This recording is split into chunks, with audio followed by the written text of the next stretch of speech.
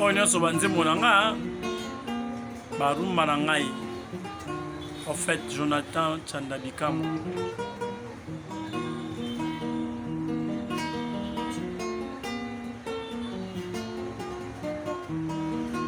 mwa moke kaka toyemba moke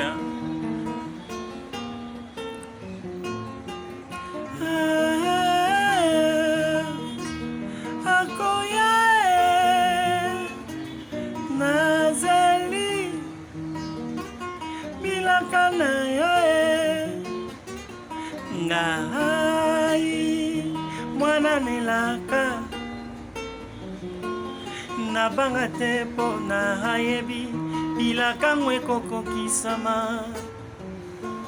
nazozela kaka lokola bakuke azelaki ye ngai nazozela